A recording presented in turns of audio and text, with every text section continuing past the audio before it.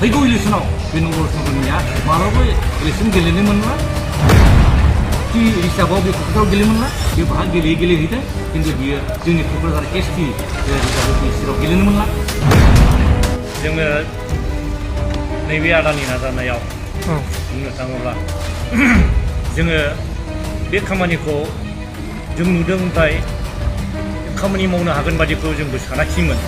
उनाव बे आदानि जेसेबां नाजानाय आदानि जेसेबांखिनि बे गासैबो आयेन थाइननि खोथाफोरखौ मिथिनानै जोङो आंबो मोनसे साहस खालामखाबाय जे बे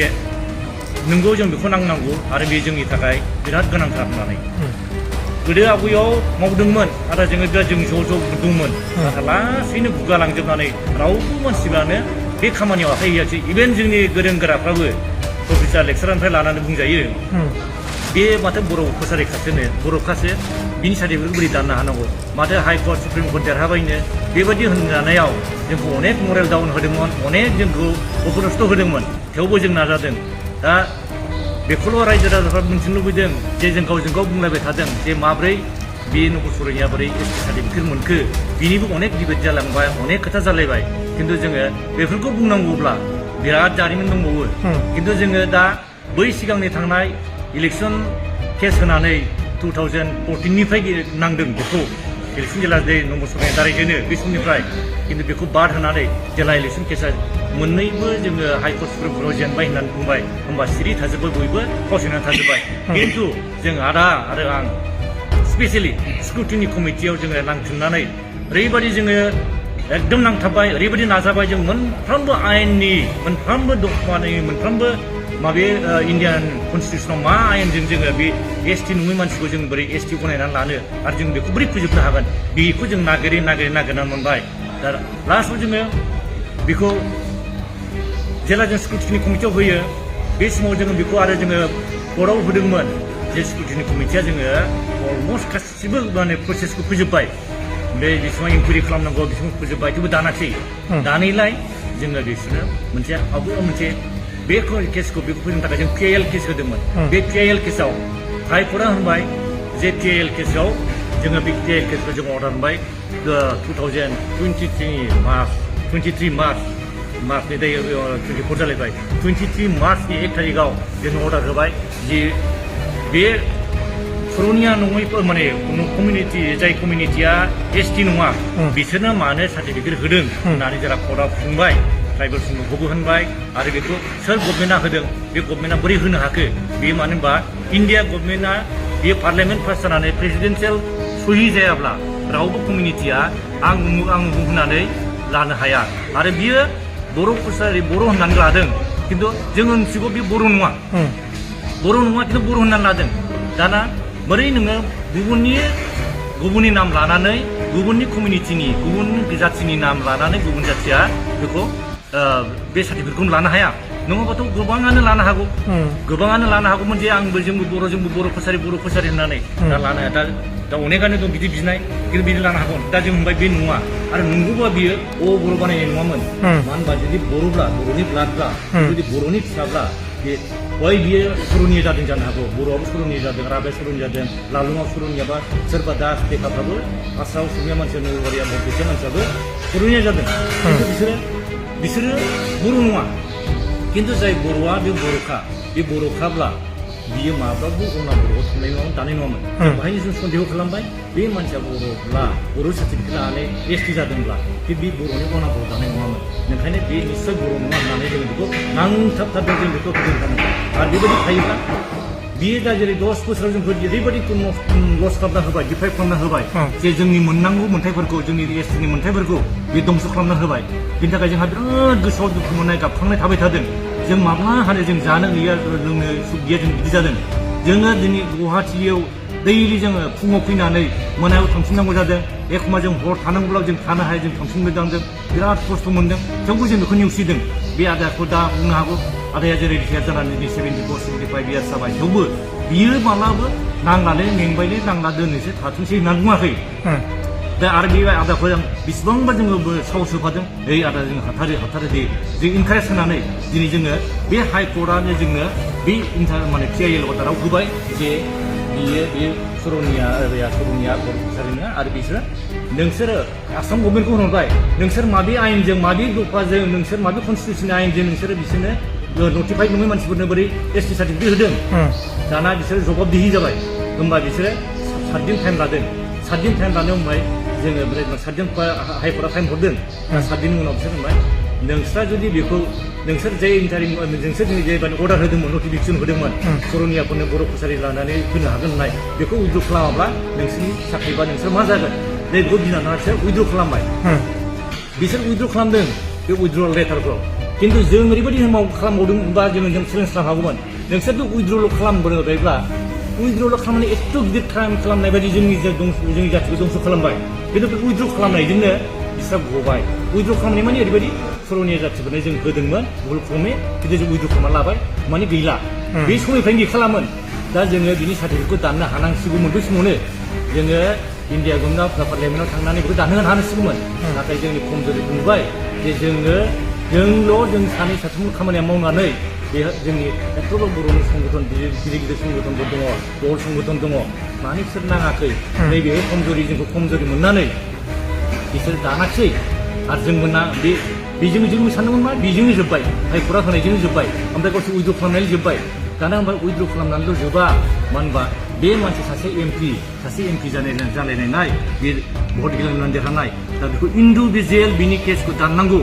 दा इन्डिभिजुवेल बिनि सार्टिफिकेटखौ दाननांगौ मारै दानगोन नैबे स्टेट लेभेल स्कुलनि कमिटिया दाना जोङो हाइकर्ट मोनदोंब्लाबो जों दुगा जानो हायाखै जों रंजायाखै जों हाइकर्टआव देरहाबाय जों देरहानायखौनो जों बुंदों जे जों देरहाबाय बे समाव आदाया बिराद बेमार लोमजादोंमोन थेवबो जोङो गुवाहाटिसिम फैबावनानै जे जों बे अर्डारखौ लांबाय ओमफ्राय जोङो बे अर्डारजोंबाबो जों दुगा जायाखै जोंना मा बिनि सार्टिफिकेट दानहोथारनांगौ बिनि सार्टिफिकेट दानहोबासो जोङो बेखौ एमपि सिटनिफ्राय जों बोख्लायनो हागोन नै बेखौ नाजायो दाना जोङो बेखौ जेला खालामबावो होमबा जे जोङो बे हाइकर्टनि मोनखांनाय लोगो लोगो हाइकर्टनि 1 थारिखआव जों मोननाय लोगो लोगो हाइकर्टखौ जोङो अर्डार मोननाय लोगो लोगो हाइकर्टनि अर्डार मोनखांनानै जोङो 3, 4, 5 सानथाम थानायनि उनाव 6 थारिखआव जोङो बाहाय माने दावलिफुथियाव फैबाय जे हाइकर्टआबो बिबायदि अर्डार होबाय सिकिउरिटि कमिटिनियाबो जोबखाबाय नोंसोर दानदो जेला जों होफैयो होमबा बिसोर र' होनै दानाखिनायलाय बिसोरो मार्च एप्रिल मे जुन थांबाय होमबा जोङो दाना बेखौ कर्टआव होबाय जे जोंनो दासिमबो बेखौ होआखै कर्टआ जोंनो बेखौ बिनि जे कर्टआव हाइकर्ट सुप्रिम कर्टनि अर्डार मथे 3 मासजों फोजोबनांगौमोन सिकिउरिटिनि कमिटिया 3 मासाव जोङो दा दिनैसिम 3 बोसोर जाबाय दानाखै आरो दा जों सिकिउरिटिनि कमिटिया जोबनायावबो दानाखै होननानै बुंनाया जेला होबाय होमबा बे हाइकर्टआ 2 मासनि टाइम हरबाय 2 मासनिया जोंनो फेब्रुवारि मार्चआव होदोंमोन दाना फेब्रुवारि मार्चनिफ्राय नै दिनैसिम मोनसे जागोन 10 मार्च थांबाय 10 मार्च कन्टेम जों 10 मार्चसिम थांबाय 10 मार्च थांनायनिफ्राय नै जों दाखालि बेखौ कन्टेम होबाय जेला कन्टेम खालामनानै होयो कन्टेम होनायावबो बिसोरो दोनै दानसै दानाखै मानो होनबा जोंनि खमजोरिखौ मोनबाय जे कन्टेमावबो दानो मानो होनबा बिसोर ओरैबायदि पावार दङ सासे एमपि आरो बियो माबे संगठननिफ्राय फैनाय नोंसोर रायजो राजाफ्रा मिथिगौ नोंथांमोनहा मिथिगौ बे माबे संगठन होनाय बे गुवाहाटियाव ओरैबायदि बियो राजत्व जायनि थाखाय जोङो थाखोमा जोङो खामानि मावनांदों दिसपुराव बिनि मानसि जोब हाइकर्टआव बिनि मानसि जोब थेवबो जों थाखोमानानै लास्ट पर्यन्त जों थेवबो चेलेन्ज खालामदों जे जोङो कर्टआ जोंनो सानसे जोंनो जों बे कर्टनि बे आयेनजों जों देरहाथारगोन जोंहा बे बिश्वासखौ लानानै जों दिनै हाइकर्टखौ जों धन्यबाद होयो आरो दिनै जोङो सिकिउरिटिनि कमिटिया बे हाइकर्टनि अर्डार मथेनो बिसोर कन्टेमाव जों जेला होबाय कन्टेमखौ दोननो हादोंमोन कन्टेमखौ बेसेबां गोबाव दोनदों नोंसोरो 6 मास 7 मास 8 मास 10 माससिम दोननायनि उनाव कन्टेमखौ दा लास्ट पर्यन्त जोंनि उकिला आरो प्रसेस खालामबावनानै खायदा खालामबावनानै माबे आयेनजों माबे रुलजों माबा खालामनो हायो बेखौ खालामबावना हरबाय बे हरनाय लोगो लोगोसो दा बिसोरो बे दानबाय दिनै दानबाय बेसेबां गोबाव जों खस्थ' मोनबाय दिनै बिनि एमपिआनो 5 बोसोरावबो थांबावबाय आवगायनि 5 बोसोराव थांबाय आरो दानि 5 बोसोर 10 बोसोर थांबाय दा बे जोबनोसै गोदान इलेक्सन जानोसै थेवबो जों थेवबो सिकिउरिटिनि कमिटिखौ जाय अफिसारफोर बिथांमोनखौ जों धन्यबाद होबाय जे बे एसे सम थाबावनायावबो जोंखौ दाननानै जोंनि बे खामानिखौ साक्सेस खालामबाय जों बिराद गोजोननाय आरो जों बर' हारिनि थाखाय बे जों देरहानाय बेनिखायनो दिनै जोंनि बर' हारिनि मोनसे गिदिर देरहानाय खिन्थु जों दुगा जाया जे जोङो रावखौबो जों सरनिया जाथिजोंबो गाज्रि नङा खिन्थु जाय बर'खाया नोङो मानो दास्टिखा लिरनांगौ नों बर'ल' लिरनांगौ ट्राइबेल संघआबो बै समावनो 2002आवनो बे अर्डार माबाखौ होदोंमोन नोंसोर बर'बा बर' लिरसिन होमबानो नोंसोर ब्रह्म बसुमतारी नार्जारि लिरसिन होमबानो नोंसोर एसटि जानो हागोन नाथाय बे सर'निया जाथियाव गुबुन गुबुन जाथिनि दं नालाय गुबुन गुबुन जाथिफ्रा बे जोंनि बिसोरो बै बर'फोरखौ बे बर'आल' मोननाय सर'निया कसारि होनना बर' दङ लाबानो मोनोब्ला गावस्रा थाबोगोन ओंखायनो बिसोरखौबो बिसोरो नारथानानै दोनदों जायनि थाखाय बे बर' मानसिफ्राबो